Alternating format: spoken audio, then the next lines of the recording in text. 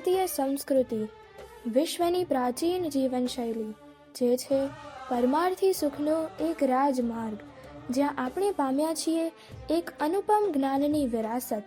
સનાતન સંસ્કૃતિનું સંરક્ષણ અને સંવર્ધન કરનાર મહાન સંત વિભૂતિ બ્રહ્મ સ્વરૂપ પ્રમુખ સ્વામી મહારાજ, જેઓના સંકલ્પ મુજબ ઈસવીસન 2013માં BAPS સ્વામિનારાયણ સંસ્કૃત મહાવિદ્યાલયનું નિર્માણ થયું. પ્રગટ બ્રહ્મ સ્વરૂપ મહંત સ્વામી મહારાજે ઈસવીસન 2019માં બ્રહ્મ જ્ઞાનને ઉજાગર કરવા નૂતન સંકુલના દ્વાર ઉદ્ઘાટિત કર્યા. શ્રી સોમનાથ સંસ્કૃત યુનિવર્સિટી સાથે સંલગ્ન સારંગપુર સ્થિત આ મહાવિદ્યાલયમાં રહીને યુવકોને સંસ્કૃત તથા જીવન ઘડતરના પાઠ ભણાવવામાં આવે છે. બહેનો પણ સંસ્કૃતના આ અભ્યાસનો લાભ મેળવી શકે તે માટે પ્રગટ બ્રહ્મ સ્વરૂપ મહંત સ્વામી મહારાજની પ્રેરણાથી સારંગપુર સંસ્કૃત મહાવિદ્યાલય દ્વારા ઈસવીસન 2021માં ઓનલાઈન સંસ્કૃત અભ્યાસની શરૂઆત કરવામાં આવી, જે પૈકી ધોરણ 12 પછી અભ્યાસ કરવા ઈચ્છતી યુવતીઓ માટે રાંદેસણમાં રહીને આ અભ્યાસ કરવાની વ્યવસ્થા કરવામાં આવી છે તથા અન્ય બહેનો ઘરે રહીને જ ઓનલાઈન માધ્યમથી આ અભ્યાસમાં જોડાઈ શકે છે.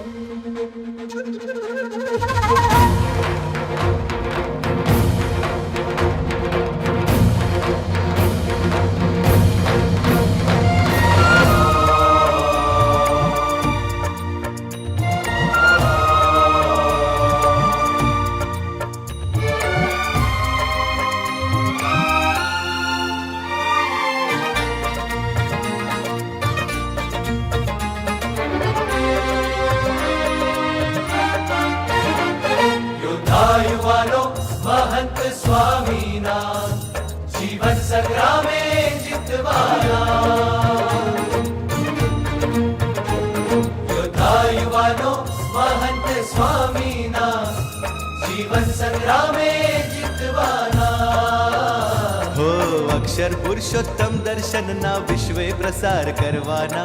अक्षर पुरुषोत्तम दर्शनना विश्वे प्रसार करवाना. योद्धा युવાનો श्रीजीना, योद्धा युવાનો स्वामीना प्रमुख स्वामीना, स्वामीना महंत स्वामीना.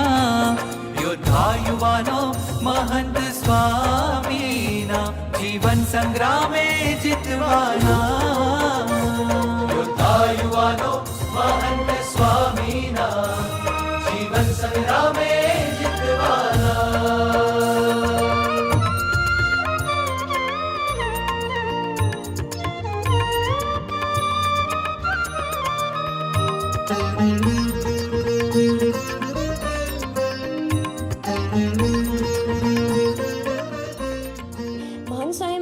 સુરતમાં સંસ્કૃત ભણતા વિદ્યાર્થીઓ પ્રત્યે આશીર્વાદ આપતા જણાવેલું કે ગુણાતીત ગુરુઓની સંસ્કૃત ભાષા પ્રત્યે અને તેના ભણવા માટે અભિરુચિ તો છે જ, માટે ભણી બતાવો. મારી ઈચ્છા તો મ્યુઝિકની ફિલ્ડમાં આગળ વધવાની હતી અને તેના માટે મેં બધું જ રિસર્ચ કરીને તૈયાર રાખ્યું હતું. પરંતુ મારી માતાની અતિશય ઈચ્છા હતી કે હું આ દિવ્ય અક્ષર પુરુષોત્તમ દર્શનનો અભ્યાસ કરું, જ્યારે મેં આ દિશામાં ગહન વિચાર ક્યારેય કર્યો જ ન હતો. BAPS વિદ્યામંદિર રાંદેસણમાં અમને ઘણીવાર સંસ્કૃતના અભ્યાસની વાત કરવામાં આવી હતી. તેથી જ્યારે મારે યુનિવર્સિટીમાં એપ્લાય કરવાનો સમય આવ્યો ત્યારે મારાથી સહેજ જ કહેવાઈ ગયું કે મારે તો સંસ્કૃતનો જ અભ્યાસ કરવાનો છે, તો બીજી યુનિવર્સિટીમાં એપ્લાય કરવાનું શું કામ. અને મારા આ નિર્ણયને વિશેષ દ્રઢતા ત્યારે થઈ જ્યારે મને મોહનસાઈ મહારાજનો આશીર્વાદ પત્ર મળ્યો અને ત્યારે મેં નક્કી કર્યું કે હવે તો બસ માત્ર મોહનસાઈ મહારાજના રાજીપા માટે જ આ અક્ષર પુરુષોત્તમ દર્શનનો અભ્યાસ ઊંડાણપૂર્વક કરવો જ છે. ત્યારે સૌ પ્રથમ કારિકા મુખપાઠ કરવાની આજ્ઞા આવી ત્યારે મને થતું હતું કે 565 કારિકાનો મુખપાઠ કઈ રીતના થશે. રોજનું ટાઈમ ટેબલ પણ ફિક્સ હતું. તેથી મેં વિચાર્યું કે રોજ સવારે 4:30 વાગે ઉઠીને 5 કારિકાઓનો મુખપાઠ કરી દેવો. તો મહારાજ અને સ્વામીના બળથી આ નિયમિતતા જ્યાં સુધી મારો મુખપાઠ સંપૂર્ણ ન થયો ત્યાં સુધી જળવાઈ રહી. તો આજે મને અભ્યાસમાં પણ એ નિયમિતતા રાખવાની પ્રેરણા મળે છે. અને બીજો ખાસ અનુભવ મને એ થયો કે પોતાની અંદર રહેલી આંતરિક શક્તિઓનું જાણપણું થયું અને મહારાજ અને સ્વામીમાં જોડાણ અને વિશ્વાસ વધ્યો. પ્રાપ્તિના વર્ગો થયા, જેનાથી મને કેવા ગુરુ મળ્યા છે, કેવા મહારાજ મળ્યા છે તેની દ્રઢતા થઈ. આમ તાત્વિક જ્ઞાનને પ્રાપ્ત કરી અહીં તેના પર મનન, ચિંતન અને ગોષ્ઠી પણ થાય છે. આ વિચારને કેન્દ્રમાં રાખું છું તો નિયમ ધર્મ સરળતાથી પડાય છે. આમ જેમ જેમ સત્સંગલક્ષી જ્ઞાન ઊંડાણપૂર્વક પ્રાપ્ત થતું જાય છે તેમ તેમ મારા આનંદમાં પણ વધારો થતો જાય છે. શારીરિક રીતે પણ આપણું જીવન ઉન્નત થાય અને જ્ઞાનની દ્રષ્ટિએ પણ આપણું જીવન ઉન્નત થાય અને સંસ્થાની આપણે ખૂબ સારી સેવા કરી શકીએ એવી આ એક બહુ મોટી તક છે. પણ આવા સંત, આવા સત્સંગ, આવા સમાજ, સત્સંગ સમાજ માટે આપણી બુદ્ધિ શક્તિનો ઉપયોગ થાય એનાથી કોઈ મોટી વસ્તુ નથી, એની કોઈ મોટી સેવા નથી. જે ભણશે એ મહાવિદ્વાનો થશે. અને સ્વામીશ્રી પણ આપણી પર ખૂબ રાજી થાય કે વાહ, તમે બીજા બધા પ્રલોભનો છોડી અને આમાં તમે ઝંપલાવ્યું છે. We are born for BAPS, કે આપણે તો આના માટે જન્મ્યા છીએ, આ જ્ઞાનના પ્રસાર માટે. અને ડંકો વાગે અહીંયા સંસ્કૃતિ અને આપણા શાસ્ત્રોનો નિચોડ એમાં ભણાવાશે.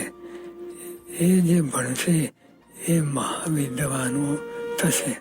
બધા ખૂબ સંસ્કૃતના વિદ્વાન થાય અને સંસ્થાનું, અમારા મહાવિદ્યાલયનું નામ કાઢો અને અક્ષર પુરુષોત્તમનો સિદ્ધાંત વિશ્વભરમાં ગુંજતો કરો. ધર્મમાં અડગ પ્રભુના સાચા શુરવીર પરવાના.